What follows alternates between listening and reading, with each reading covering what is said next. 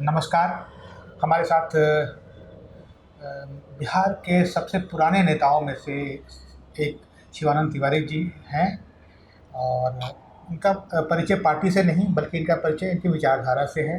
समाजवादी पृष्ठभूमि से आते हैं और इन्होंने अब जेपी मूवमेंट से भी पहले से राजनीति शुरू की और आज भी राजनीति में, हालांकि अब उतने सक्रिय नहीं है, लेकिन राजनीति को देखते समझते हैं और उस पर बातें करते हैं हम।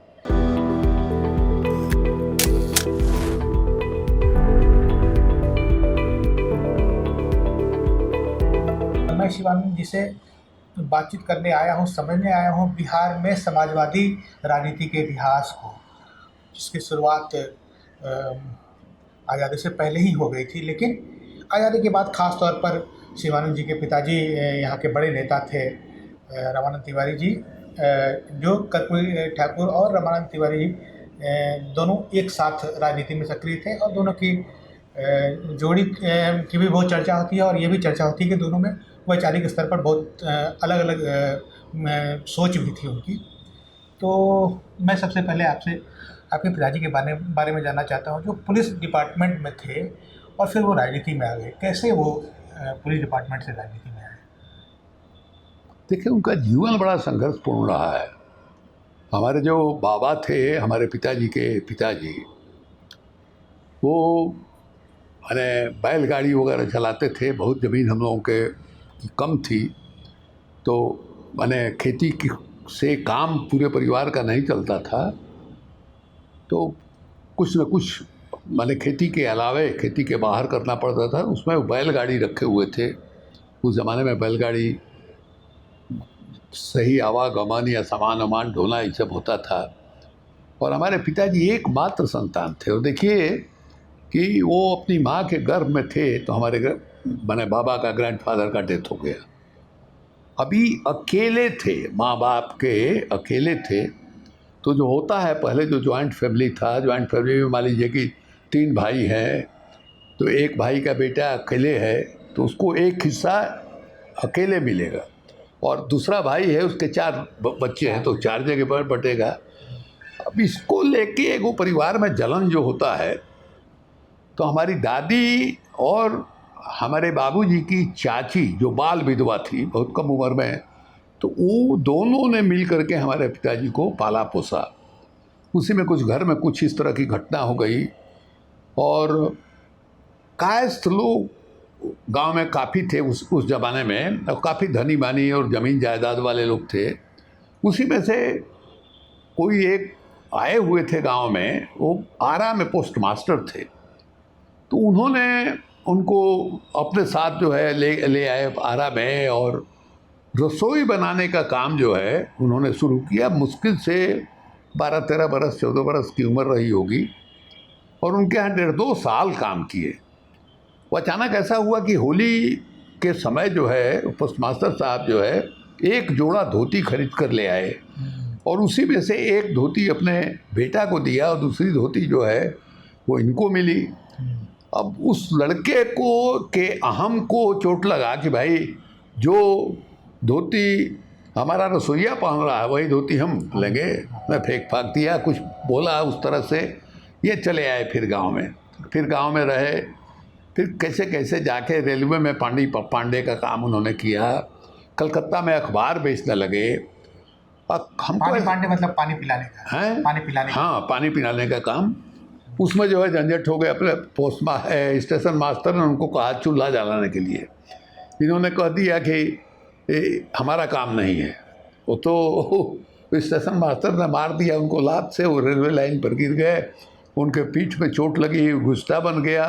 बहुत दिन के बाद ऑपरेशन हुआ जब वो पुलिस में स्थित थे। उसके बाद वो कलकत्ता चले गए। कलकत्ता में अखबार बेचने लगे।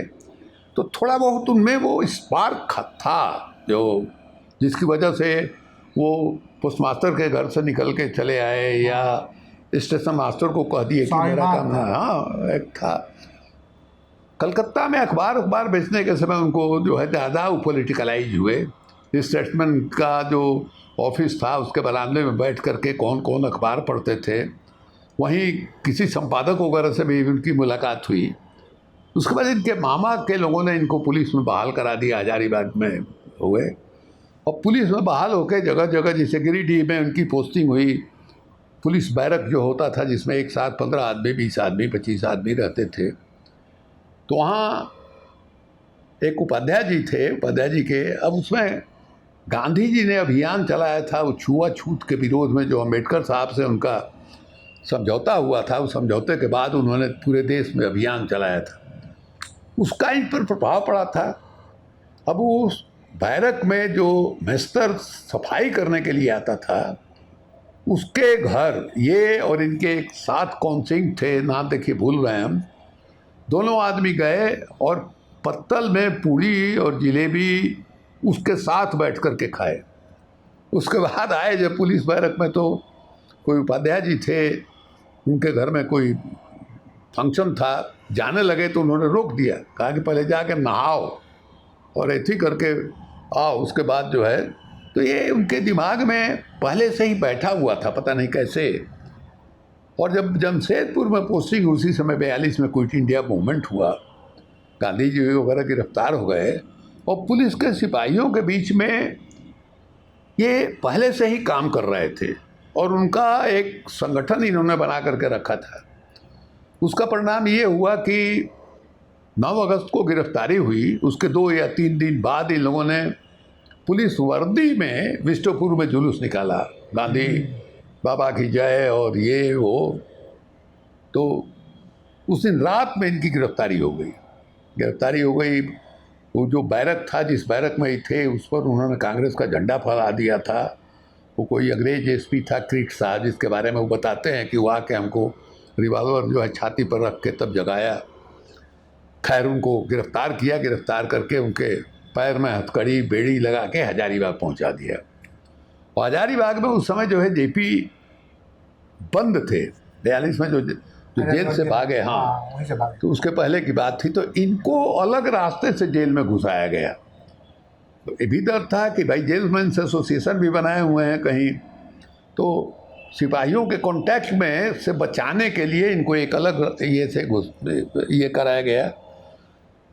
जेपी और उनके साथियों का जेल से भागने की जो योजना थी, उसको उन लोगों को मुलतवी करना पड़ा, क्योंकि इनकी वजह से जेल में पहरेदारी काफ़ी बढ़ गई थी। तो बेनीपुरी जी ने अपने किताब में, जयप्रकाश जो किताब है उसमें उन्होंने लिखा है, नाम नहीं दिया है तिवारी जी का, लेकिन ये कहा है कि पुलिस बगावती के नेता आ गए तो पहरा बढ़ हो गया, तो उन लोगों को डेट आगे बढ़ाना पड़ा।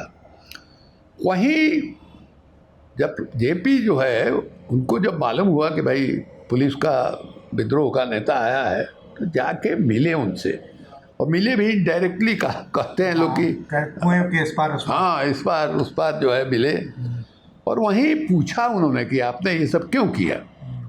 तो उन्होंने बताया कि देश को आज़ाद करने के लिए, कराने के लिए। तो आज़ादी के बाद देश कैसा होना चाहिए।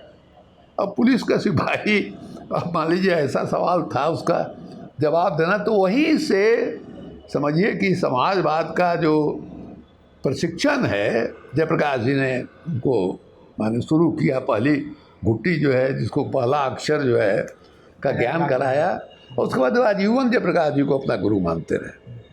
और 2 ही आदमी को उन्होंने माना, गांधी और लोहिया को, गांधी और जयप्रकाश को।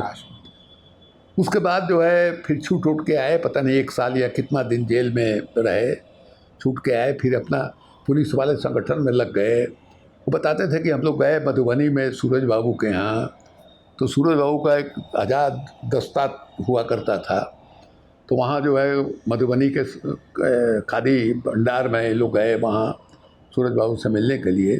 तो पता लगा कि वहाँ मुखबिर वगैरह के संदेह में कान काट लिया जाता था उनके संगठन में। तो इनको अजीब लगा, तो वहाँ से चले आए, बिना मिले जो है सूरज बाबू से ये चले आए। इसी बीच में क्या नाम है, गांधी जी आए नोआखली से लौट करके पटना में, श्री बाबू की सरकार बन गई थी, और उसी सरकार के में गया में पुलिस का बड़ा भारी आंदोलन हो गया, बगावत हो गया। गया में फिर आंदोलन हैं, इन लोगों ने गया में फिर आंदोलन किया। हाँ काफ़ी कस के, और उसमें इनका नाम आया कि यही सब कुछ कर रहे हैं। उसके बाद पुलिस इनको पकड़ने के लिए ये किया। इन लोगों ने पूरा जो एथी होता है, क्या कहते हैं उसको, जिसमें हथियार रखा जाता है, आर्मरी जो है, पुलिस लाइन का उसको इन लोगों ने कब्जा में पुलिस वालों ने रख लिया था। वो कैसे कैसे सरेंडर जो है कराया, वहाँ से भागे गाड़ी ले करके, और यहाँ पीछे पीछे गोरखा पुलिस जो है दौड़ा रही है इनको। गांधी मैदान के पास गोली चल गई। उसके बारे में लिखा है मंटू घोष जो पीटीआई के यहाँ एडिटर थे, उनका वो संस्मरणों में तिवारी जी करके जो है, उसमें उनका यह है कि किस तरह से उनको सुनाई दे रहा था गोली की फायरिंग की आवाज़। नेताजी सुभाष चंद्र बोस की जहाँ मूर्ति लगी है वहीं पर एक आदमी को गोली लगी, कोई ड्राइवर था या क्या था। उसके बाद भागे सालिमपुर हरा के तरफ, एक घर में ऊपर चढ़ गए, चारों तरफ से घेर लिया पुलिस ने, वहाँ से कूद के वो भागे। अब पुलिस का हड़ताल, देश का विभाजन हो रहा है, दंगा हो रहा है, उसमें पुलिस की और ज़्यादा ज़रूरत होती है और पुलिस हड़ताल पर है। तो जहानाबाद में गांधी जी ने अपील किया कि पुलिस विद्रोह का जो नेता है वो हमसे मिले। उसी में ये जाके मिले गांधी जी से। गांधी जी के से मिलने के पहले श्री बाबू वहाँ काफ़ी पहरा हो रहा था सरकार की ओर से कि वो लोग चाह रहे थे कि हाँ बाहर ही गिरफ्तार कर लें, लेकिन ये लोग चले गए अंदर चले गए। खबर मिली जयप्रकाश जी को, जयप्रकाश जी भी आनंद में वहाँ पहुँचे। वो काफ़ी देर तक वहाँ रहे, 15-16 घंटा रहे, और वो रिवॉल्वर उनके पास था, वो निकाल करके वो कौन थी उनके साथ, उनको मनुबेन उनको दिया। और उसी दिन अब्दुल बारी की भी हत्या हुई थी। हाँ, तो गांधी जी ने ये कहा कि अब्दुल बारी की हत्या क्यों हुई पता लगाओ। तो इन्होंने पता लगाया, तो पता लगा गोरखा पुलिस थी, उसको होल्ड कराया, नहीं रुके, बड़ा थोड़ा तपाके मिजाज के आदमी थे, गाड़ी से उतर गए, उसी में मार दिया उनको। ये जो एक था कि कोई साजिश के तहत मारे, उनको मर्डर करवाया गया। ये बोले कि कोई साजिश नहीं। हाँ, तो ये अच्छा, उस समय खान अब्दुल गफ्फार खां भी पटने में ही थे। हाँ। वो भी उनके मैयत में जाके शामिल हुए थे, क्या नाम है, अब्दुल बारी जी के। तो वहीं गिरफ्तारी हुई, वहीं सरेंडर किया उन्होंने कहा कि तुम एक स्टेटमेंट बना के सरेंडर कर दो। स्टेटमेंट जो है जेपी ने बना दिया। गांधी जी ने देखा कि भाषा सिपाही की, तो कहे कि बुलाए जेपी को और डांटे कि हमने इसको कहा था, तुम क्यों लिखे इसको। तो कहे कि तुम अपने लिखो। तो वो 4 लाइन का बना के कि हम लोग की जो समस्या है वो हम लोग गांधी जी को सौंपते हैं, उनका जो भी फैसला होगा आपको मंजूर होगा। गांधी जी खुश हुए चिट्ठी देख के। वहाँ से उनको पुलिस एथी में हथकड़ी लगा, गांधी जी को बुरा लगा हथकड़ी लगा के।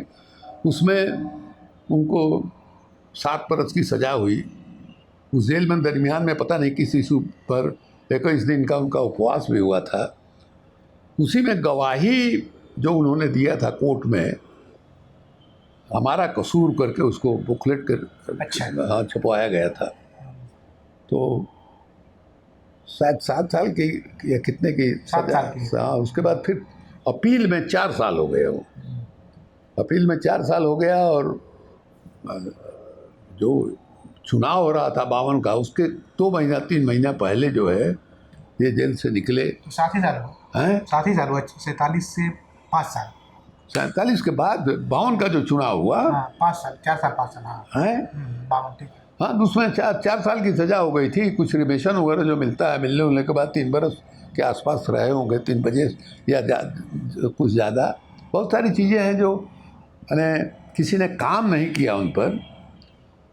और बहुत ही लड़ाकू आदमी थे, बहुत ही स्वाभिमानी आदमी थे। और जिस तरह से उन्होंने जोखिम लिया अपने जीवन पर, बिहार के राजनीति में मैंने कम से कम समाजवादी आंदोलन में तो कोई नहीं दिखाई देता है उस तरह से जोखिम लेके। एक बहुत रोचक उनका प्रसंग है। आपने जेपी के बारे में बताया, गांधी के बारे में बताया, लोहिया के साथ भी एक उनका रोचक प्रसंग है जाति के सवाल को लेकर।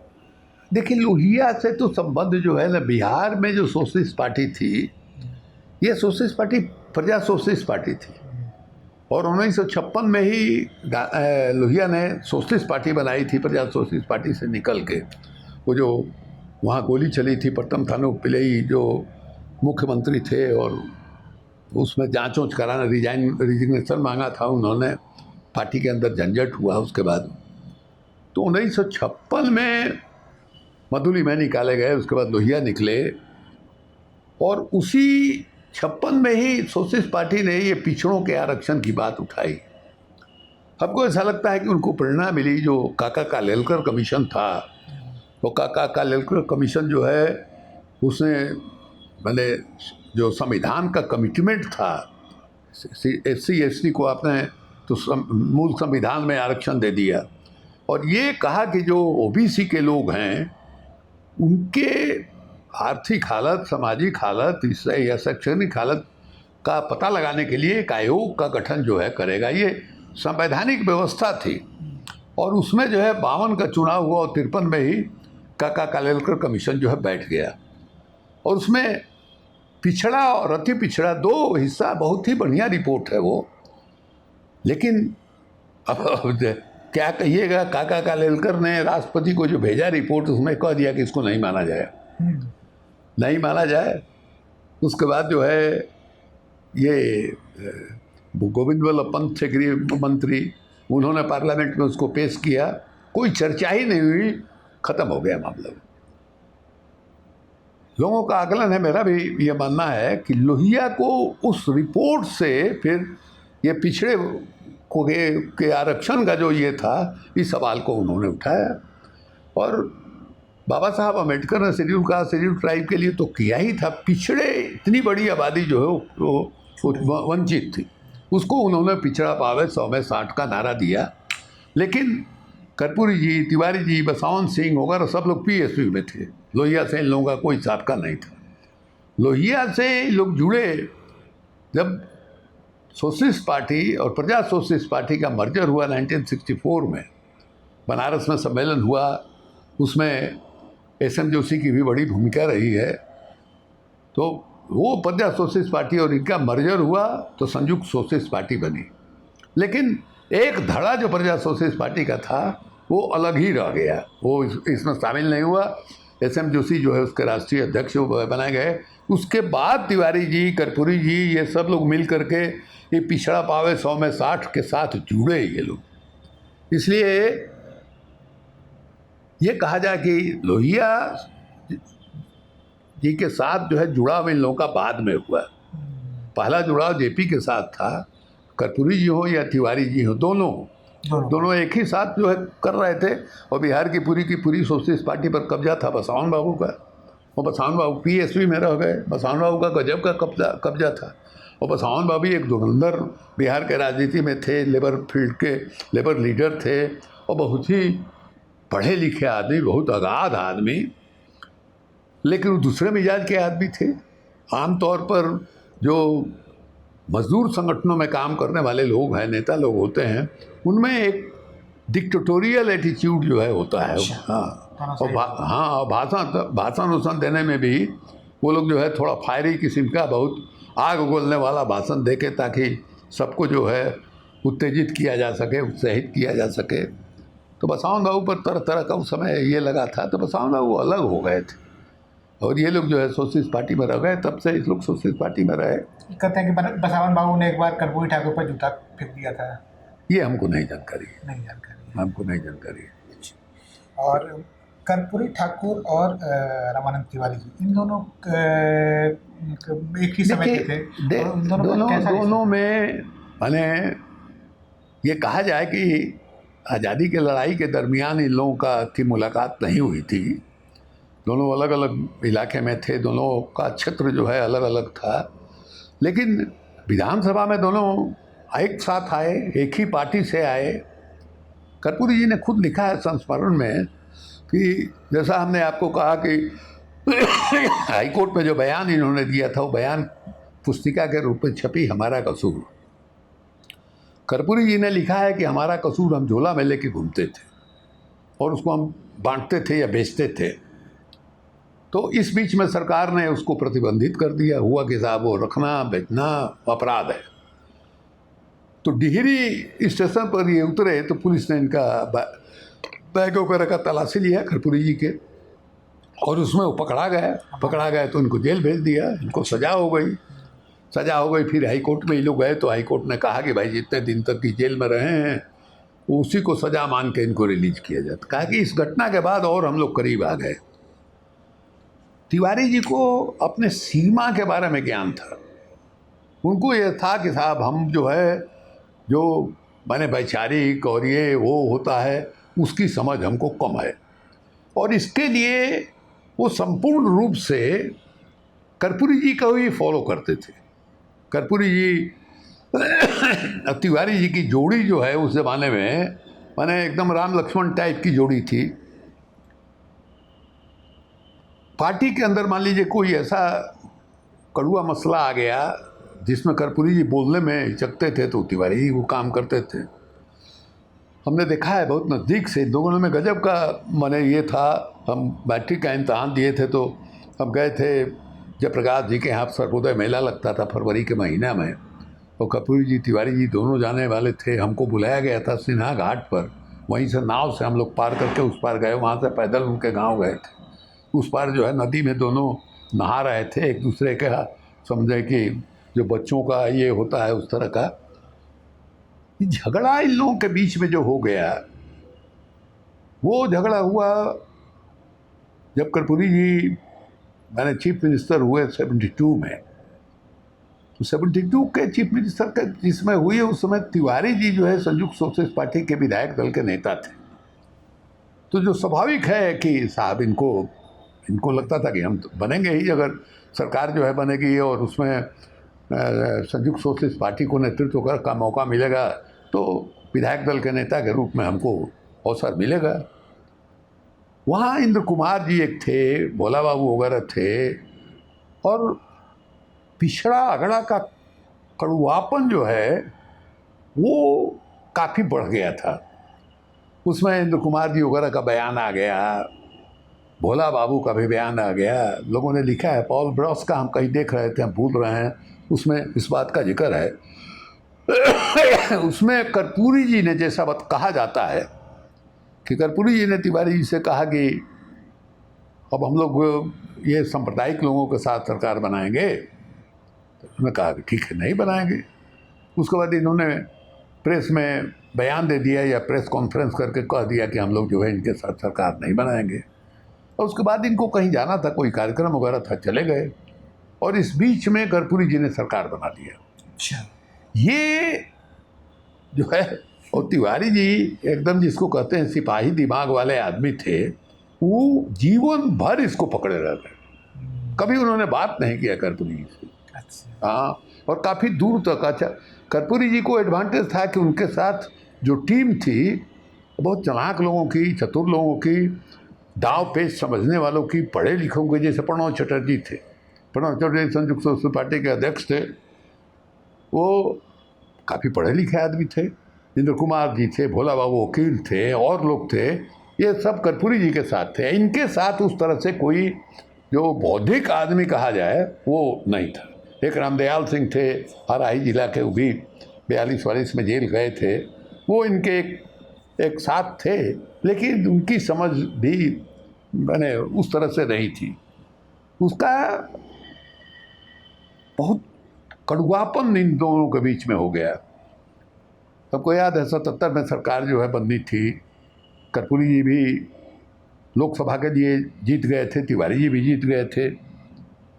अब ये हो रहा था कि मुख्यमंत्री कौन बनेगा, तो उसमें कर्पूरी जी का भी नाम आ रहा था, सत्येंद्र बाबू का भी नाम आ रहा था, तिवारी जी का भी नाम आ रहा था, दिग्विजय सिंह का भी नाम आ रहा था। जो एक अमूमन होता है कि मीडिया वाले स्पेकुलेट करते हैं, 4 आदमी 5 आदमी का नाम जो है। तो हमको याद है, हमने उनको सलाह दिया, बाबूजी को। हमने कहा कि आप एक बयान दीजिए, क्योंकि डॉक्टर लोहिया उसके पहले कह चुके थे कि माने नेता जो है विधायक दल का होना चाहिए। अगर विधायक दल के बाहर के किसी को आप नेता बनाते हैं तो एक तो पूरे विधायक दल को आप जो है ये कर रहे हैं कि इसमें कोई लायकियत नहीं है जो मुख्यमंत्री बन सके। दूसरे, फिर बाई इलेक्शन कराना होगा, तो गरीब राज्य में एक माने खामखा आर्थिक बोझ जो है पैदा होगा। तो हमने इनको कहा कि आप कहिए कि हम जो है लोहिया जी ऐसा ऐसा कहे हैं, हम जो है हम अपना नाम वापस लेते हैं, और हम उम्मीद करते हैं कि बाकी लोग भी नाम वापस लेंगे। और ये तो हमारे दिमाग में ये आया कि सब फंसेंगे लोग। अब वो कहे कि बच्चा ऐसे राजनीति ना होगा। तो हमने कहा ठीक है, अब वो सत्येंद्र बाबू के पक्ष में थे, खुलेआम जो है उस तरह से निकले नहीं, लेकिन कर्पूरी जी को हटाने में उनकी भूमिका रही। राम सुंदर दास को उन्होंने चीफ मिनिस्टर बनाया। उसको लेकर के आज भी लोग ये करते हैं, जो बैकवर्ड फॉरवर्ड की राजनीति है उसके अलावा तो कुछ है ही नहीं। तो उसमें लोग ये करते हैं कि कर्पूरी जी को हटाने वाला ये में रहे। गंदगी इतनी इस हद तक फैल गई थी कि इनको 1970 में वहाँ लालगढ़ फार्म पर इन पर हमला हुआ, बुरी तरह मारे गए, बुरी तरह चोट लगी इनको। रोगी महतो नाम के एक समाजवादी कार्यकर्ता जो उनको देह पर सो गए और उनके देह पर ही मर गए, इतनी चोट लगी। उनके बचाने से ही, उन्हीं की वजह से इनकी जान बच गई। और एक तरफ जो इनका शरीर खुला हुआ था उसको तो मार के समझिए कुछ नहीं, फरसा से काट दिया था, ये सब तो तोड़ दिया था, एकदम काला हो गया था इनका पूरा का पूरा शरीर। हम उस समय अलग रहते थे बाबू जी से, हमारा पहला वाला बेटा हुआ था, तीसरा संतान कहिए। अब हम गए दौड़े दौड़े वहाँ पहुँचे बेतिया। उस समय स्टीमर से उस पार जाता था आदमी। इस बीच में बिहार सरकार ने हेलीकॉप्टर भेजा, हेलीकॉप्टर से उनको लिफ्ट करके पटना मंगवाया, पीएमसी में भर्ती हुए। काफ़ी दिन तक अस्पताल में रहना पड़ा। उसके बाद वहाँ से राजगीर हम लोग लेके गए। लोगों ने सलाह दिया कि गर्म पानी में ये करेंगे तो चोट उससे। उसके बारे में उस समय के एक आदमी हमको बता रहे थे कि इन लोगों ने कहा कि अरे ये सब जो है प्रणव जी वगैरह ने, ये सब जो है कौन ब्राह्मण को पुलिस अफसर था, उससे मैनेज करके अपने को चोट वाला दिखा दिए। अच्छा, मतलब हाँ ये, हाँ तो ये इस स्तर तक जो है मामला चला गया था। बाद में 77 में एमपी बन गए। कभी उन्होंने कर्पूरी जी को माफ़ किया ही नहीं जीवन पर। सिपाही आदमी थे, एकदम स्ट्रॉन्ग लाइकिंग डिसलाइकिंग वाला। पूरे जीवन में नहीं, हाँ पूरे जीवन में। तो कर्पूरी जी जो है वहाँ चला रहे थे मुरारजी देसाई को हटाने का अभियान दिल्ली में। तो आते थे, ये तिवारी जी को मिल गया था जिसमें लोहिया जी रहते थे, गुरुद्वारा रकाबगंज रोड में, उसी में। तो कर्पूरी जी रोज़ सुबह में पहुँच जाते थे 6 बजे, 6:30 बजे, और आके बैठ जाते थे घर में। बाबूजी उनको देखते थे, पीठ उनकी ओर कर देते थे और वहीं जो है सारा अखबार पढ़ते थे। माँ मेरी जो है उनको कुछ बना के नाश्ता वास्ता कराती थी, उसके बाद जो है चले जाते थे। रोज़ का नियम था, लेकिन बात नहीं किए कभी। ऐसी स्थिति जो है, एक दोस्ती भी थी और बाद में एक दोस्ती उतनी अच्छी रही और बाद में हाँ बहुत बहुत बहुत बुरा रहा। कर्पूरी जी उसी में लगे रहे। आप कब से इन दोनों को देखते रहे हैं, किस उम्र से? बचपन से ही देखते रहे, जिस समय कोई राजनीति का होश हवास भी नहीं था। 52 में मेरी उम्र क्या रही होगी, 43 का मेरा जन्म है। तो हाँ, तो उसी में हम आए थे पटना। आए थे तो कर्पूरी, मैंने हम जिस फ्लैट में, एमएलए फ्लैट में, बाद में 62 नंबर में सीपीआई एमएल का दफ्तर खुल गया था, उसी में हम लोग थे। गांव से आए थे, भोजपुरी के अलावा कुछ बोलना नहीं आता था। मकान का भी, फ्लैट का भी एक रूप रंग का देखे ही नहीं थे हम लोग। नंबर होता है भी नहीं जानते थे। तो हम लोग का जो पिछवाड़ा था, ठीक उसके सामने जो है केदार पांडे रहते थे, उनके बगल में कर्पूरी ठाकुर रहते थे। उनके एक तरफ जो है ऊपर में सुमित्रा देवी रहती थी। हमारे सामने जो है मोहन ये थे, क्या नाम है, ये तो थे ही मोहनलाल महतो वियोगी जो पंडा थे, वो थे कामता सिंह काम इनके पिताजी हुए।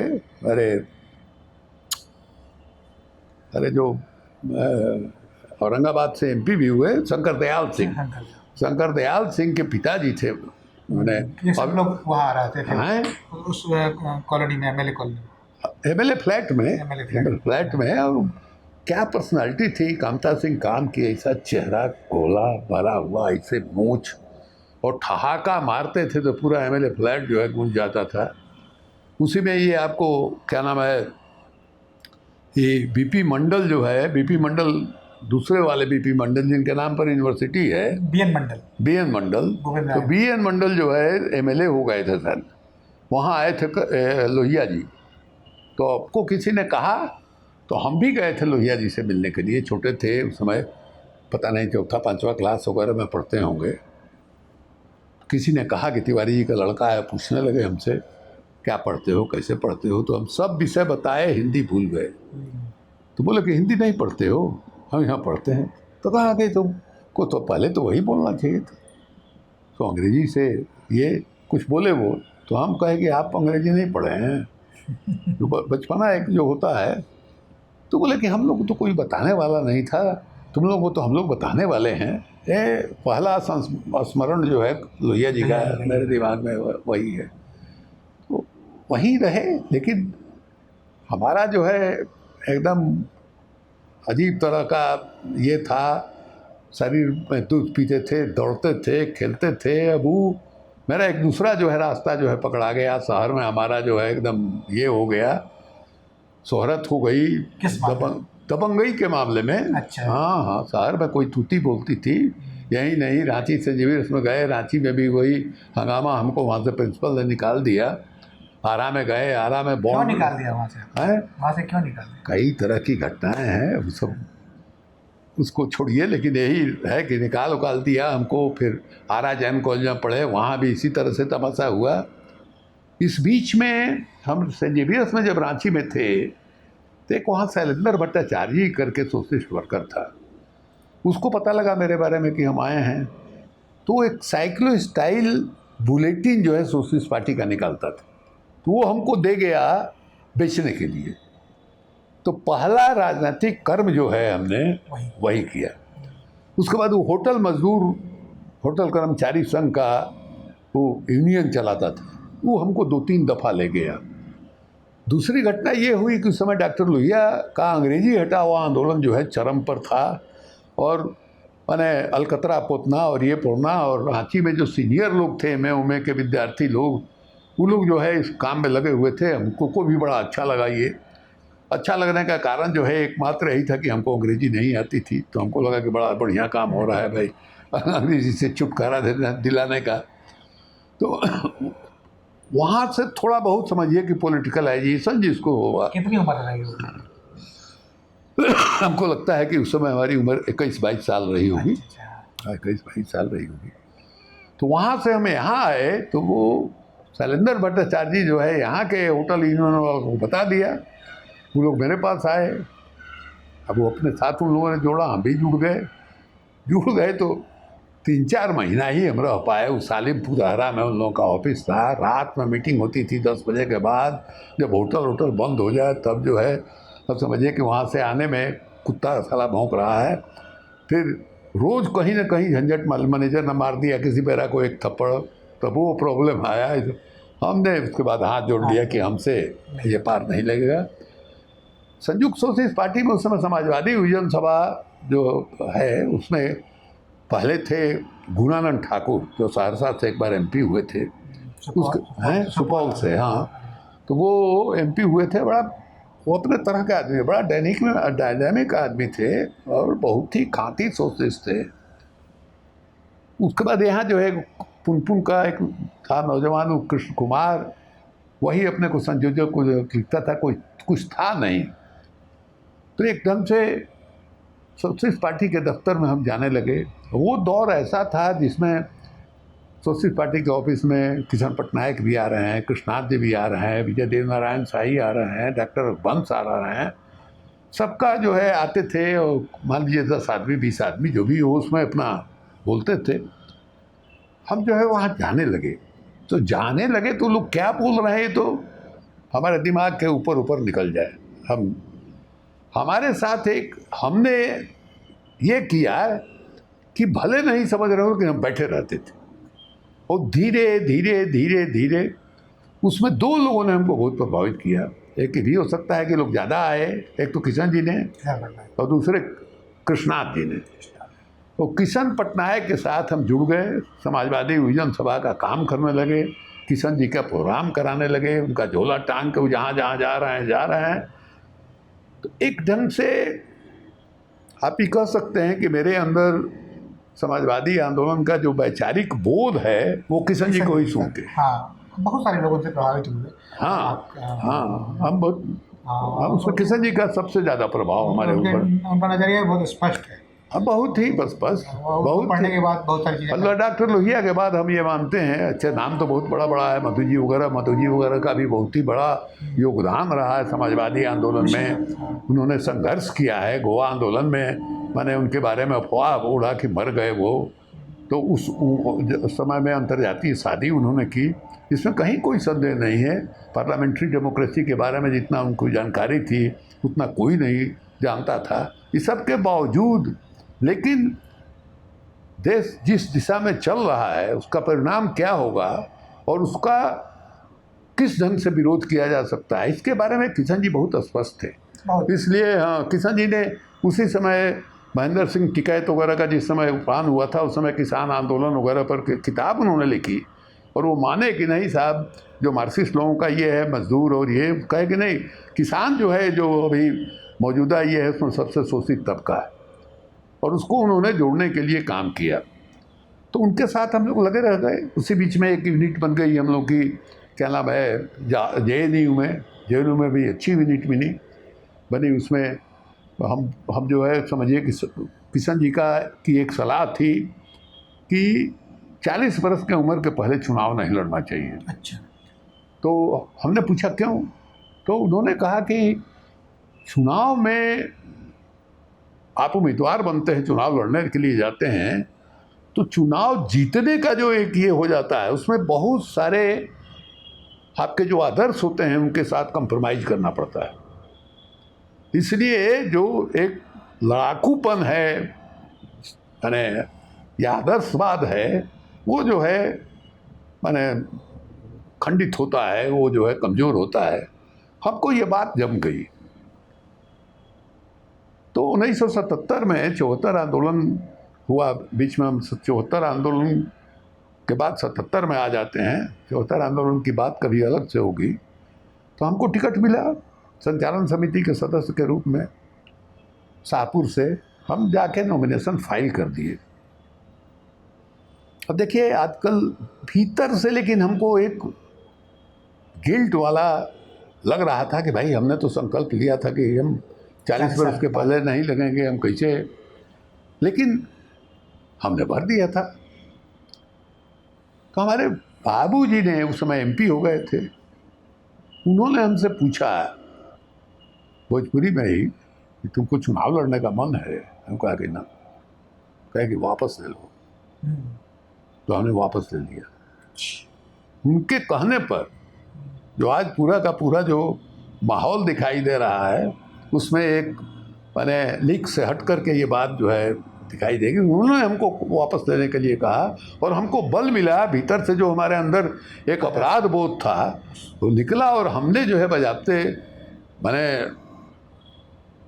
कारण जो बताया कि हम टिकट वापस कर रहे हैं उसमें हमने लोगों का नाम लिया। हमने कहा सुरदेव सिंह को टिकट मिला, इमामुल हक खान को टिकट मिला, अमिका शरण सिंह जो है फलाना कमीशन में दागी हैं उनको टिकट मिला, इसलिए हम जो है नहीं लड़ेंगे। और बजाते दिनमान वगैरह ने छापा वो चिट्ठी जो है अभी हमको सुरेंद्र किशोर ने निकाल करके भेजा उसके बारे में।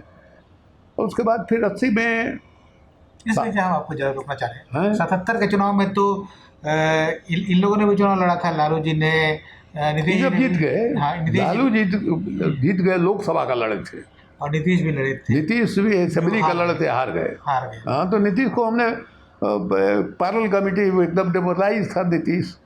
तो ये उस समय मंगनीलाल मंडल जो है युवा जनता के अध्यक्ष थे, जो आजकल RJD के प्रदेश अध्यक्ष हैं, तो वो उनसे हमारा 67 में ही परिचय हो गया था। एक पद्म नारायण झा विरंश थे, वो अपने ही टाइप के आदमी थे, मधुबनी जिला के रहने वाले, उन्होंने ही परिचय कराया था। और ये उस समय धनिक लाल मंडल जो है जीत कर आए थे, स्पीकर हुए थे 67 के असेंबली में। तो वहीं इससे मंगनी से हमारी मुलाकात हुई थी, और मंगनी युवा जनता के अध्यक्ष बने थे, उसमें भी मेरी भूमिका थी।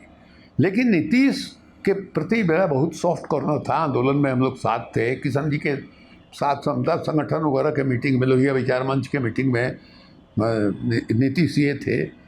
तो हमने देखा कि बहुत ये है, तो हम जो है एक पैरेलल कमेटी बना दिए युवा जनता का, और हम राष्ट्रीय उपाध्यक्ष थे युवा जनता के। उसके हैसियत से हमने प्रेस में कॉन्फ्रेंस करके घोषित कर दिया कि नीतीश को जो है अध्यक्ष होंगे, और रघुपति जो है वो माने जनरल सेक्रेटरी हो गए। और अरुण थे, वैशाली से विधायक बने थे, बसवान बाबू के जो ये थे, उसको बैचलर था, फ्लैट मिला हुआ था, उसी फ्लैट में बड़का बोर्ड लगा के हम लोग तो नीतीश बजाते छपते थे कि हाँ अध्यक्ष शिवानंद गुट, ऐसे करके वो छपते थे। अच्छा। हाँ ऐसा है, अखबार में है। इन्हीं का जो वो क्या नाम है, वो लड़का है प्रवक्ता निषाद, कौन क्या नाम बोल रहे हैं, वो वही हमको, हम तो भूल गए थे, तो वही नीतीश जी से संबंधित निशान। अजय, हाँ हाँ, तो उसके पास है, या और भी हमारे पास भी किसी ने भेजा था, कई ये भी लिखे थे, क्या नाम है, फरजंद अहमद जो है उस पर लिखे हुए थे। तो ये सब लोग जो है लालू जी, नीतीश जी और रामविलास जी, ये तीनों आपसे जूनियर हैं या रामविलास जी आपके? लालू यादव को तो हम एथी में समझिए कि 74 के पहले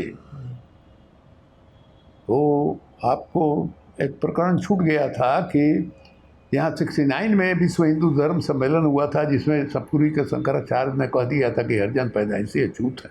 हाँ, तो वो एक बहुत इम्पोर्टेंट घटना थी, और मेरी उम्र बहुत कम थी, और अब जो है बहुत कोशिश की है कि भोला बाबू या राधा रमन जी जो बाद में कर्पूरी जी ने, जिनको एक नगर जनरल, ठीक से बता दीजिए, बहुत ही महत्वपूर्ण बात है, ये क्या हुआ था? अब वो उस समय सम्मेलन हुआ था यहाँ, उस सम्मेलन में, सम्मेलन किसका हुआ था? हिंदू परिषद, विश्व हिंदू परिषद का नहीं, विश्व हिंदू धर्म सम्मेलन हुआ था, जो कर्ण सिंह जिसके माने अध्यक्ष हुआ करते थे, सदर रियासत कर्ण सिंह जी, जम्मू कश्मीर, उसी में, हाँ जम्मू कश्मीर वाले, उसी में सब लोग आए हुए थे, उसमें पुरी के शंकराचार्य भी आए हुए थे, उसमें रजनीश जी भी आए हुए थे, उस समय आचार्य रजनीश लिखते थे, और बहुत सब साधु संत आए हुए थे, और रजनीश जी उस समय जबलपुर में ही रहते थे। हाँ। तो उनका जो माने जो बोलते थे, बोलने की जो कला थी, जो प्रभाव था, वो अद्भुत था। मैंने पटना के नौजवान जो है दीवाने हो गए, हमने भी उनको सुना, और हमको भी अनोखे वक्ता के रूप में लगे, बहुत प्रभावित उन्होंने किया। उसमें पता नहीं क्या हुआ आपस में इन लोगों का, जो साधु संतों का समागम था, उसमें शायद रजनीश ने चुनौती उन्होंने दिया शास्त्रार्थ के लिए, तो चूंकि जैन थे वो, शंकराचार्य ने कह दिया कि नहीं, हम शास्त्रार्थ के आप अधिकारी नहीं हैं। और पता नहीं क्या हुआ, किस जोश में आके शंकराचार्य ने बजाते प्रेस कॉन्फ्रेंस किया और कह दिया कि हरिजन पैदाइशी अछूत होते हैं। अभी समझिए कि हमको अभी तक याद है कि इंडियन नेशन के 8 कॉलम में वो खबर छपी, पीटीआई ने रिलीज किया था, सारे अखबारों में खबर छपी। अखबार लेके हम दौड़े दौड़े गए भोला बाबू के यहाँ। भोला बाबू कह गए बहुत बदमाश, क्या ऐसा बोलना चाहिए, सब इसके खिलाफ कार्रवाई कीजिए। उन्होंने कहा कोई कार्रवाई नहीं हो सकता है। तो वहाँ से पैदल हम लोग गए कदम कुआं हिंदी साहित्य सम्मेलन के सामने, जो है राधा रमन जी रहा करते थे, राधा रमन जी के यहाँ, उन्होंने भी कह दिया कुछ नहीं हो सकता है। लेकिन हमको ये कबूल नहीं हो रहा था कि कैसे कोई बोल सकता है, इस तरह से डेमोक्रेसी है, हर आदमी को माने वोट डालने का बराबर का अधिकार है, इसमें कैसे कोई कह सकता है कि ये माने पैदाइशी अछूत हैं। और ये दूसरे दिन हम लोग गए, क्या नाम है, हमने लिखा भी था इसमें फेसबुक वगैरह पर छपा भी था डिटेल। तो हम लोग पटना यूनिवर्सिटी वाले इलाके में गए, वहाँ इंडियन कॉन्स्टिट्यूशन का किताब लेके देखा कि 1956 में जो छुआछूत है कॉग्निजेबल ऑफेंस बन गया, उसी आधार पर हम लोगों ने मुकदमा किया। और उसमें मैंने 69 में, उसी साल जो है रामविलास बाई इलेक्शन जीत करके विधायक बने थे। अच्छा। तो मैंने, संयोग ऐसा हुआ कि दलित को कभी गवाही दिलवाना ही था, तो रामविलास जी को पकड़ के ले आए, गवाह दिए। पहला बार देश भर के अखबार में वो छपे, शिवानंद बनाम शंकराचार्य में उनका ये हुआ। चूँकि पूरे देश में जो दलित समाज है, प्रोग्रेसिव समाज है, उसकी नज़र उस मुकदमे पर थी। वो कहाँ से हमको चिट्ठी आती थी, गाली की भी और प्रशंसा की भी। पार्लियामेंट में क्वेश्चन हुआ, वाई चौहान थे, उस समय होम मिनिस्टर, उन्होंने कहा कि पटना में जो मुकदमा हुआ है हम लोग उस पर मदद करेंगे। कोई भी मदद सरकार ने नहीं किया। उसी में समझिए कि उसी समय हम समाजवादी यूनियन सभा का मेंबर बनाए लालू यादव को। उस समय हमारे पीछे पीछे घूमता था। हम आपको बताया कि मेरा एक जीवन था, पटना में तूती बोलती थी, तो उसका भी एक ग्लैमर होता है, उसका भी एक ग्लैमर होता है कि हाँ भाई लोग जो है आपको ये अच्छा यही है ये। तो उसमें बहुत सारे ऐसे लोग हैं जो आपको दरबार लगाने के लिए बैठे हुए हैं चाय खाने में, कोई चाय ले आ रहा है, कोई पान ले आ रहा है। लालू यादव उसी में थे। तो उनको जो है हम समाजवादी यूनियन सभा का मेंबर बनाए। उसके बाद जो जुलूस निकला, हमने आर्यावर्त और इंडियन नेशन जो है उस पर ब्राह्मणों का वर्चस्व था। वो लोग जो है एकदम खुलेआम शंकराचार्य का पक्ष ले रहा था। तो हुआ कि नहीं साहब इसके खिलाफ जुलूस निकाला जाए।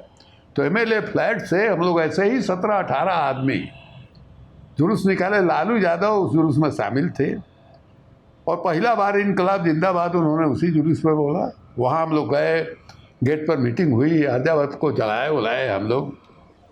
तो केस जब हुआ तो गवाही सब होने लगी। तो गवाही में उसके बाद जो है शंकराचार्य को आना पड़ा पटना। फिर उन्होंने सफाई दिया कि हम जो है जन्म के आधार पर, हमने छूत अछूत की बात नहीं कही थी, स्वच्छता और अस्वच्छता के आधार पर हमने कही थी।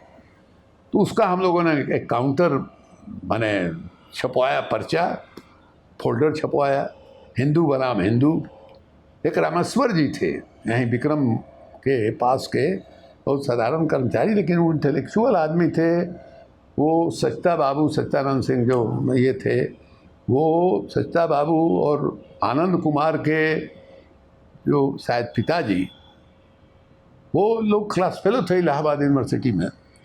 तो कर्पूरी जी एक पत्रिका निकालते थे सोशलिस्ट पार्टी का, उसके वो संपादक थे। तो उनको हम लोगों ने पकड़ा कि उसका जवाब जो है तैयार कीजिए। तो उसका फोल्डर का जवाब लिखा, बड़ा बढ़िया उन्होंने लिखा था। उसका नाम दिया था हम लोगों ने हिंदू बनाम हिंदू। और उसमें एक तर्क जो है हमको अभी तक भूलते नहीं हैं, जिसमें उन्होंने कहा था कि जो द्विज हिंदू हैं उनके तर्कस में अनेक तीर थे। स्वच्छता और स्वच्छता का नया एक तीर जो है उनके तर्कस में जो है शंकराचार्य ने डाल दिया है। आप उनको अस्पृश्य कह के हटाइए या उनको अस्वच्छ कह कर हटाइए, हटेंगे वही जो अब तक हटाए जाते रहे हैं। ये जब समझिए कि हम लोग बेचते होते थे उसको। और उसके बाद आए शंकराचार्य, उन्होंने प्रेस कॉन्फ्रेंस किया जैसा हम आपको बताए, उसका जवाब हम लोगों ने दिया। तो इस तरह से वो मुकदमा हुआ, मुकदमा चला बहुत दिन तक। हम बहुत ये हैं इनके क्या नाम है, मंटू दा को कहे हम गवाही देने के लिए, बोले गाड़ी लेके आओ। बड़ा अपने तरह के आदमी, तो ऐसा कोई फिर हमने प्रेस के ये में कोई आदमी देखा नहीं। उनके यहाँ कर्पूरी जी भी बैठते थे, गफूर साहब बैठते थे, बाबू जी बैठते थे।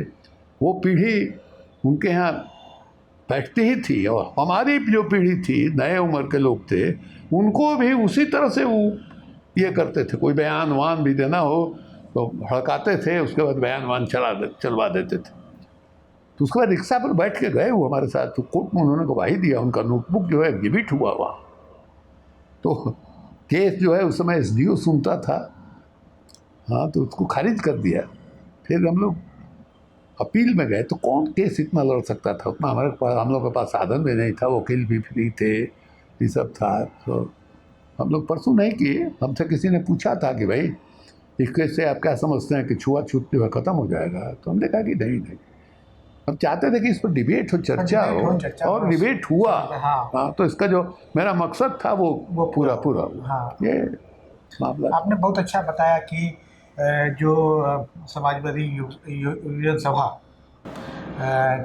में आपका एक गुट था जिसमें नीतीश जी अध्यक्ष थे, और जब शंकराचार्य को लेकर आंदोलन चला तो उसमें आपके साथ लालू जी उस आंदोलन में शामिल हुए, तो राजनीति में आए। तो ये इसके पहले की बात है, क्या नाम है, नीतीश के पहले की बात ये है। पहले की बात है। और क्योंकि उस समय तो आंदोलन शुरू नहीं हुआ था, 69 की बात है। मतलब और नीतीश 70 में जो है एक दूसरी महत्वपूर्ण घटना हुई जिसने लालू यादव के जीवन को बदल दिया, वो एकदम नॉन सीरियस किस्म के आदमी क्या है, वो तो खैर अभी भी। तो ये हुआ कि 1970 में पटना यूनिवर्सिटी स्टूडेंट्स यूनियन का चुनाव हुआ, और वो चुनाव था जिसमें स्टूडेंट जो है डायरेक्ट वोटर होते थे। यानी पहले होता था कि हर क्लास का एक काउंसिलर चुना जाता था, और काउंसिलर मिल करके यूनियन जो है बनाते थे। तो पहली दफ़ा अधिकार मिला था। देखिए, ये भी सब संयोग की बात होती है। जिस दिन हमको इससे कोई मतलब नहीं था, नीतीश वगैरह जो है लगे हुए थे, बाद में हमको पता चला एक ये था सुरेश शेखर, पटना यूनिवर्सिटी में एक युवा नेता था, हरिकिशोर भाई जो थे, हरिकिशोर सिंह, उनका साड़ू था, बहुत तेज लड़का। उन्हीं जमात में नीतीश वगैरह थे, नीतीश सूखे दोस्त थे, और ये लोग पटना यूनिवर्सिटी में छात्र समता समाजवादी युवजन सभा का ये लोग इकाई बनाए हुए थे। हमारा उस इकाई से कोई संपर्क नहीं था। ये लोग भी अपना पैनल बना के खड़ा किए हुए थे, इसकी भी जानकारी हमको नहीं थी।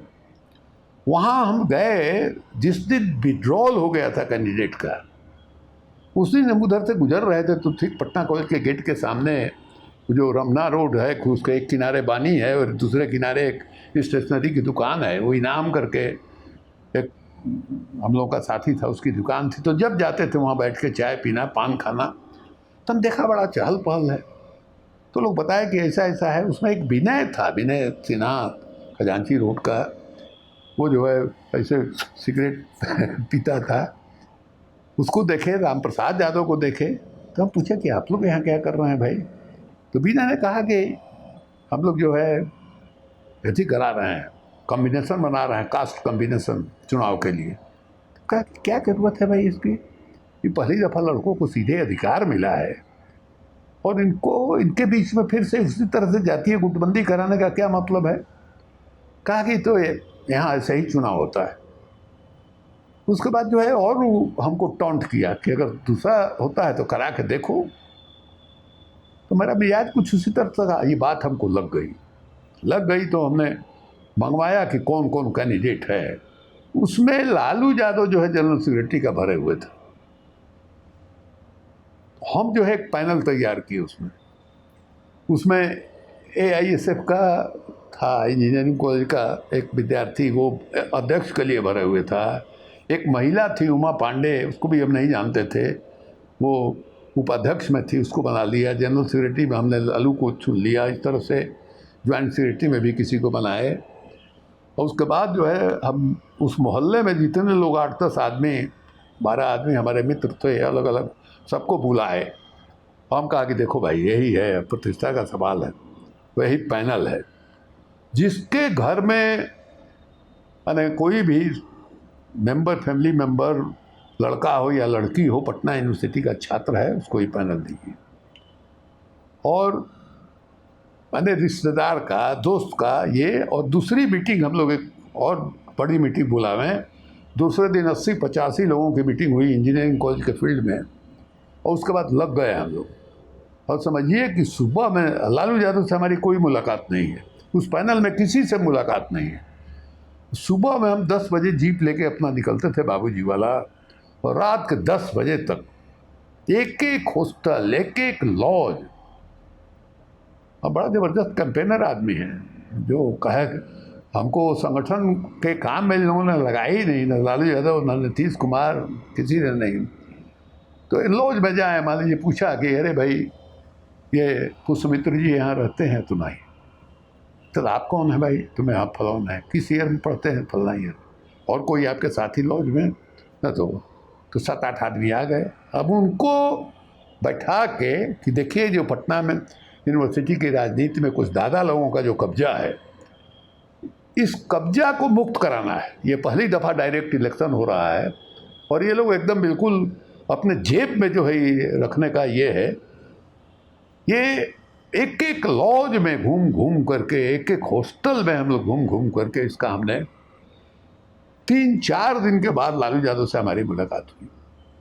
रात में हम लोग आते थे 10 बजे, नोट एक्सचेंज होता था, क्या हुआ, कैसे हुआ। तो आपको याद होगा कि पीपल का पेड़ था पटना कॉलेज के सामने जो टूट गया, उसके छाए में हमने देखा कि 2-3 लोग खड़े हैं, कान खड़ा हुआ मेरा, कौन है? फिर डपटे बाहर आओ, लालू यादव आया, थोड़ा एकदम दुबला पतला आदमी, कहा कि बाबा हम तो, हाथ जोड़ के कहा, बाबा हम तो जहाँ जा रहे हैं, भोजपुरी में कहा, सब जगह लोग बोल रहे हैं कि हम कहा आपको कहें, हमें कहोगे क्या, तुम अपना काम करो। उसको चुनाव जीत गया, पहला चुनाव जिंदगी का वो इसी में जीता। और उसके पीछे हम राज्यसभा के भाषण में कहे हैं कि लालू यादव से हमने सेंट्रल हॉल में पूछा कि तुमको कौन बनाया, ये हरिशंकर व्यास जो लिखते हैं वो भी थे, और लोग थे, बहुत लोग थे, कि कौन बनाया, तो आप बनाए। इनकलाब जिंदाबाद किसके पीछे लगाए, तो आपके पीछे लगाए। हमें पहली कुर्सी कौन मिली? अच्छा, तो हम तो मानते हैं 100% कि तुम मेरे वजह से हुए हो, 50% क्रेडिट देते तो हाँ, हम तब क्यों कहते हो कर्पूरी ठाकुर रामानंद तिवारी की सीट से, सीधे कहो कि शिवानंद तिवारी की सीट से हैं। बड़ा ठहाका लगा था। तो इस तरह से। और रामविलास पासवान से भी आपका इस तरह से जुड़ाव रहा है? वही उसी समय उसके बाद, हाँ, उसके बाद तो फिर चुनाव हार गए, फिर 77 में जीते, तो उसके बाद फिर लगातार वो मंत्री संतरी बड़े नेता हो गए। जहाँ तहाँ मुलाकात होती थी, बहुत इज्जत करते थे। लेकिन हमारे साथ चूँकि हम रह गए ये किशन पटनायक वाली धारा में, समता संगठन में, 80 में हमको, मेरे बाबूजी का डेथ हो गया, मिड टर्म पोल हो रहा था। कर्पूरी जी ने बहुत कोशिश किया कि हम चुनाव लड़ जाएं। बाद में हमारे समझ में आया कि उनको वो जो इस तरह से दबाव डाल रहे थे, जोर डाल रहे थे, उनके मन में कहीं ना कहीं था कि तिवारी जी के, हाँ, तो हम उसको, लेकिन हम नहीं तैयार हुए। वो यहाँ तक हमको बोले कि अगर उनको मालूम था कि हम किशन जी के साथ हैं, कि अगर आप किसी पार्टी का उम्मीदवार नहीं बनना चाहते हैं तो आप निर्दलीय लड़िए, हम लोग इसका समर्थन करेंगे। कि ना, 80 में नहीं लड़े, 85 में मेरी उम्र 40 साल हुई, तो किशन जी का जो ये था 85 में पूरा हुआ। बिंदेश्वरी दुबे हमारे यहाँ से गए लड़ने के लिए, बीपीसीसी के प्रेसिडेंट थे, चंद्रशेखर बाबू उस समय चीफ मिनिस्टर थे, और हल्ला था कि चुनाव के बाद जो है दुबे जी जो है वो मुख्यमंत्री बनेंगे, बने भी। वो चले गए हमारे यहाँ से लड़ने के लिए। रहने वाले थे हमारे ही यहाँ के, लेकिन वो बचपन से चले गए थे गिरिडीह वगैरह एक इलाके में, लेबर लीडर थे, कोई मास लीडर वो नहीं थे। अब देखा कि उनका तो कोई मुकाबला ही नहीं कर सकता है। उसी समय राजीव गांधी को इनके हत्या के बाद इंदिरा जी के अपार बहुमत आया था। हमको लगा कि नॉन पॉलिटिकल आदमी है, हवाई जहाज़ का ड्राइवर है, और ये जो है इस लोकतंत्र चला पाएगा ये। तो असेंबली में जहाँ जहाँ संभव हो इनका विरोध होना चाहिए। उसी में पता चला कि दुबे जी वहाँ जा रहे हैं, तो हम सोचे कि चला जाए, पूछे कि हम लड़े कि नहीं लड़े। मोटरसाइकिल लेके हम निकले, तो 25-30 गांव में, 35 गांव में गए, जो बाबूजी के समर्थक लोग थे उनसे पूछे, 5 आदमी 7 आदमी। फिर पता नहीं क्या हुआ, हम जो है एक एक गांव में, एक एक घर में जाकर लोगों से हमने पूछना शुरू किया, और सब लोगों ने हमको कहा कि लड़िए। और तब हम नॉमिनेशन फाइल किए। और दुबे हैं, किस पार्टी? शायद अब जनता पार्टी से भरे थे, उस सब त्रिपुरारी बाबू अध्यक्ष से। कोई हमको सिंबल चाहिए था, हम मेंबर थे नहीं, हम गए उनको तो तुरंत लिख करके दे दी हमको। तो वहाँ जो है हम नॉमिनेशन फाइल की, तो हमने कहा कि हम इंडिपेंडेंट रहेंगे, लेकिन हम इसी सिंबल पर लड़ेंगे। तो रिटर्निंग अफसर ने कहा कि नहीं, जिस सिंबल पर आप लड़िएगा उसी के आप उम्मीदवार का कहलाइएगा, इंडिपेंडेंट आप नहीं कर सकते हैं, आप साफ साफ जवाब दीजिए, नहीं तो आपका रिजेक्ट हो जाएगा। हमने कहा ठीक है। तो वहाँ लड़े, और समझिए कि मोटरसाइकिल लेके जो उनको का ये किए, वो उनको लोगों ने कहा था कि आप जो है 2 दिन 3 दिन जाइएगा वहाँ, उसके बाद आप चले आइएगा। राजीव गांधी प्रधानमंत्री थे। तो अब एक राउंड इनकी मीटिंग ख़त्म हो गई। वो उनका जो बड़े नेताओं का होता है, 10 बजे यहाँ, तो 12 बजे यहाँ, 2 बजे यहाँ, 4 बजे यहाँ, 6 बजे यहाँ, 8-10 मीटिंग एक दिन में। तो कहीं 100 श्रोता हैं, कहीं 200 श्रोता हैं, इस तरह से चलता रहता है। तो पहली जो सभा हुई मेरी, वहाँ जो है वो समझिए कि एक ही गांव से मार घोड़ा उड़ा लिए हुए तुरही बजाते हुए 400-500 आदमी शामिल हुए। मेरे गांव का जो बाज़ार है वहाँ मीटिंग होने लगी, हमको हाथी पर लोगों ने चढ़ा दिया और समझिए 6-7 हज़ार रुपये चंदा दिया। एक जगह मीटिंग कर रहे थे, एक जूता सुनने वाला हमको आके 5 रुपये दिया।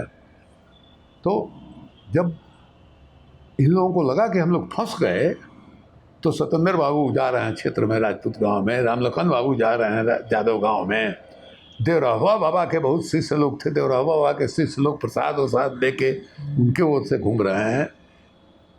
तो 10 दिन बच गया तो सब लोग हमारे समर्थक कहे कि अब गाड़ी इतनी चलने लगी वहाँ गिनती ही नहीं हो।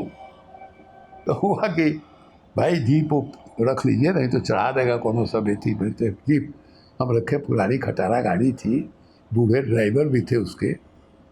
तो मीटिंग हुआ कि भाई 3 गो जीप जो है रखा जाए, 2 ब्लॉक है, एक ब्लॉक में दोनों मैं और एक कैंडिडेट के पास। उसके बाद बाहर के जो आदमी आए, इनके चेला चपाटी सब जिसका जहाँ कनेक्शन था उस गांव में बैठ गया। जम के लोगों ने पैसा खर्चा किया। जिस दिन पोलिंग था हमारे गांव के बगल में ही बूथ था, बरजा गांव, वहाँ गए, हम पर छुरा चला दिया, हमारे जीप का टायर फाड़ दिया, हमारा जीप ड्राइवर लेके भाग गए जीप लेके। वहाँ हमने धरना दे दिया। उसके बाद फिर लोग आने लगे हमारे गांव से या अगल बगल के गांव से। तो वहाँ एक वकील थे तिवारी जी, उन्होंने हमको कहा हाथ जोड़ के कि भाई आप जाइए, हम यहाँ देखेंगे, कोई कब्जा नहीं करे, लेकिन ऐसा नहीं कि कुछ ये हो जाए। तो हमको भी लगा कि भाई, तो वो बेलवनिया बाज़ार में सोनार परिवार था, उसका एक लड़का था, उसके पास पुरानी मोटरसाइकिल थी राजदूत, उसी पर बैठ के हम कंस्टिट्यूंसी में घूमे तो साफ दिखाई दिया करीब 49-50 बूथ कब्जा हो चुका था। तो कोई सवाल ही नहीं था जीतने का। तो ये हमारी जमानत सब किसी तरह से बच गई। तो ये मेरा 85 का पहला चुनाव था। और उसके पहले हम समता संगठन बना था, लोहिया विचार मंच ने फिर अपने आप को एक राजनीतिक संगठन का रूप दिया। बेंगलोर में सम्मेलन हुआ था आपको 1980 में, और उसमें 1980 में यह भी तय हुआ था, बहुत सारी बातें हैं बेतरतीब हो जाती हैं। 80 में यह भी तय हुआ था कि हम लोग वोट सत्याग्रह करेंगे। वोट सत्याग्रह करेंगे का मतलब है कि जो बैलेट पेपर मिलेगा लिख देंगे कि साहब इसमें कोई भी नोटा का पहले का समझिए, हाँ पहला। उस समय नीतीश की शादी हो गई थी, तो नीतीश की वाइफ बोली कि ठीक है आप इंजीनियर हैं, इंजीनियर नहीं बने लेकिन राजनीति कर रहे हैं तो चुनाव कैसे नहीं लड़िएगा भाई। तो वो अलग हो गए नोटा वाले अभियान से। हमारे बाबू जी 80 में लोकसभा लड़ गए, उनको इसके पहले कैंसर हो चुका था, इलाज हो चुका था, डॉक्टर बताया था कि लाइफ इनका ये नहीं है, लेकिन मुरारजी भाई ने उनको मूत्र चिकित्सा का सलाह दिया, इस्तेमाल किए जो ठीक, उनको लगा कि हमारा रोग खत्म हो गया। अब वो गए वहाँ कंस्टिट्यूंसी में, के तिवारी ने उनको हराया था। तो पता लगा 10 दिन के बाद कि फिर उनका नोट सब निकल गया है कैंसर वाला। हमको बीच में कहे कि तुम जाके वर्कर्स मीटिंग करके समझा दो। तो हम कहे कि हम कैसे समझाएं भाई, हम लोग तो वोट सत्याग्रह कर रहे हैं, तो इससे क्या होगा। हम कहे कि अब क्या होगा क्या नहीं होगा, लेकिन निर्णय है, उस निर्णय में हम शरीक रहे हैं, तो हम तो भाई इससे नहीं पीछे हटेंगे। बहुत नाराज़ हुए कि घर छोड़ देंगे तो ये करेंगे वो करेंगे, नहीं बचे बेचारे। तो अंतिम समय में भी हमारा आइडियोलॉजिकल उनके साथ जो है झंझट जो है होता रहा, चले गए। तो छोड़िए बहुत लंबा हो गया। फिर कब चुनाव लड़े हैं? फिर जो है मेथी में लड़े, क्या नाम है 85 में लड़े, फिर 90 में हमारा चंद्रशेखर जी से हो गया भिड़ंत। और एकदम जिसको कहते हैं हमारे अंदर एक कमजोरी रही है कि 10 आदमी के 7 आदमी काम करता है तो थोड़ा लचीलापन चाहिए आपको। वो लचीलापन का हमारे अंदर अभाव था। चंद्रशेखर कौन है? चंद्रशेखर कौन? नहीं आपका भी नहीं, ये करेंगे चंद्रशेखर कौन? चंद्रशेखर अरे कौन चंद्रशेखर है देश में? वही चंद्रशेखर है। और कौन कौन? बिहार वाले तो नहीं ना? कौन बिहार में चंद्रशेखर कौन है जो मुख्यमंत्री बने थे? हैं? एक मुख्यमंत्री बने थे ना बिहार में। ना वो नहीं। अच्छा, ये चंद्रशेखर जी जो राष्ट्रीय अध्यक्ष थे, जो प्रधानमंत्री बने, हाँ प्रधानमंत्री बने, उन्होंने उस समय वीपी सिंह जो है निकले थे कांग्रेस से, और वीपी सिंह जो है बोफर्स का जो कमीशन था उसका अकाउंट नंबर जेबे में लेके घूमते थे। उस समय शोहरत हो गई उनकी, पूरा देश में दिखाई देने लगा कि भाई वीपी सिंह का एक वो लहर है। और इस बात को चंद्रशेखर जी कबूल करने के लिए तैयार नहीं थे।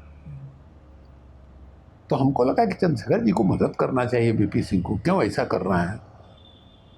तो हम गए चंद्रशेखर जी को समझाने के लिए। हमारे भी देखिए मैंने औकात से बाहर जिसको कहते हैं जाना, तो हम चले गए कि चला जाए समझाने के लिए।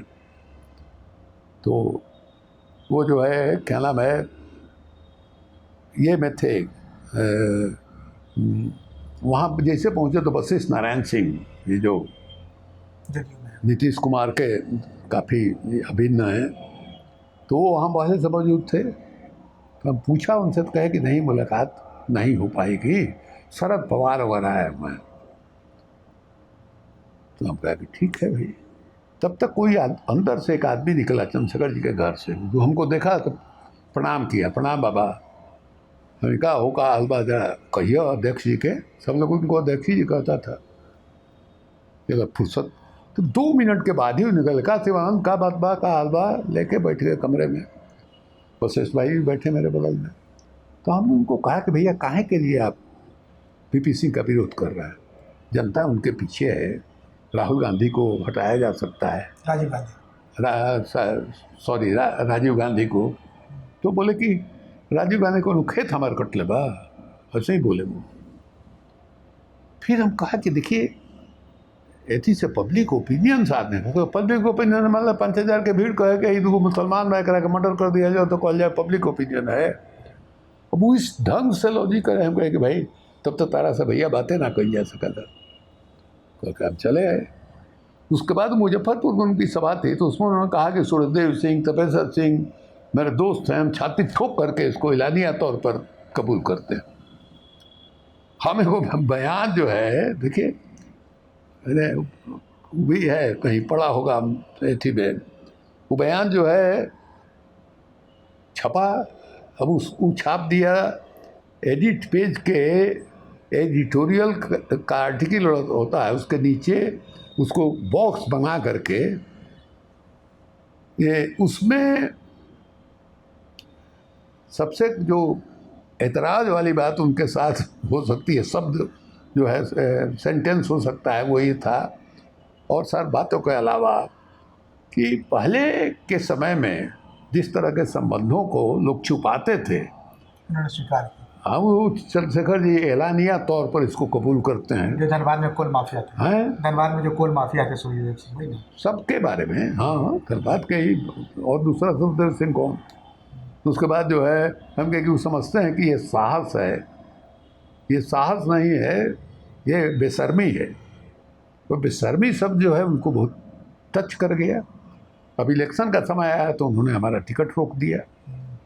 और टिकट रोक दिया तो उसमें 5 आदमी की कमेटी थी, 5 पार्टियां मिली थी, सबके ओर से एक एक प्रतिनिधि थे। उसका नियम था कि एक भी आदमी टोक देगा तो वो पास नहीं होगा, इनोनिमस ही सिलेक्शन होगा। हम गए थे दिल्ली, तो हमको ये मंजे बाबू जो एमपी थे समस्तीपुर से, तो वो हमको बोले कि आपका टिकट तो रुक गया है। और शरद यादव भी उसके मेंबर थे, ये जसवंत सिन्हा मेंबर थे, और लोग भी मेंबर थे। तो शरद यादव को हमने फ़ोन किया कि क्या भाई सुन रहे हैं? तो कहे कि हाँ देखिए ना, ऐसा ऐसा नियम है, और ये जो है जसवंत सिन्हा भी कह रहे हैं कि सही बात नहीं है, लेकिन उनको अध्यक्ष जी कहे हुए हैं कि नहीं रोक देना है। तब कि अब क्या करें भाई। तो दयानंद सहाय से काफ़ी चंद्रशेखर जी का काफ़ी दोस्ताना, काफ़ी घनिष्ठ रिश्ता था, बहुत पुराना रिश्ता था। उस समय राज्यसभा में वो थे, उनको लेके हम गए भोजसी आश्रम में। हमारा ही नहीं, वशिष्ठ भाई का भी रोक दिए थे वो। उनको ये लगा था कि वशिष्ठ भी इसी अभियान में है। तो वहाँ पहुँचे हम लोग सुबह सुबह, ठंडा का दिन था, कुहासा था। हमारे एक दोस्त थे दिल्ली में, शर्मा जी, उनके पास वो पुरानी माटाडोर गाड़ी थी। बोले कि अगर आप चला सकते हैं तो ले जाइए, इस्तेमाल कीजिए। तो हम भी चला के लेके वहाँ गए थे किसी तरह से। तो वशिष्ठ भाई हमसे पहले से दिखाई दिए। हम क्या वशिष्ठ भाई, तो मेरा तो क्लियर हो गया।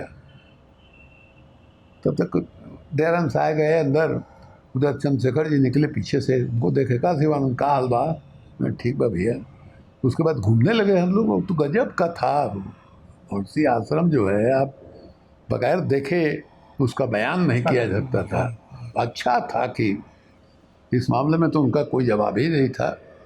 1-1.5 घंटा हम लोग घूमे, नदी पर, पर्यावरण पर, पेड़ पर, इस सब पर बात हुई। और बातचीत अधिकांश हम ही दोनों के बीच में हुई।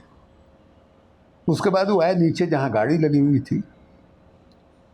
उन्होंने हमसे पूछा क्या सिवा उनको बात बा। जब मेरी बदमाशी देखिए, हम जो है कह दिए कि अब हमारे मन में आया कि भाई डेमोक्रेसी है और हमको अपनी बात कहने का अधिकार है, तो हम इसके लिए मैंने सॉरी क्यों बोले, रिपेंट क्यों करें। हमें ना भैया कोनो बात नहीं कर। उसमें गाड़ी पे बैठ के चल दिए। उसके बाद दयानंद साहब हमको 10 घंटा गाली दिए, किसी के लिए गए तुम। उसके बाद वो अगले दिन चंद्रशेखर जी साउथ एवेन्यू में जो उनका सरकारी क्वार्टर था, वहाँ रहने वाले थे। हमको दयानंद साहब ने कहा कि जाके मिलो फिर तुम। तो इस बार सफ़र के गए कि जाके कहेंगे।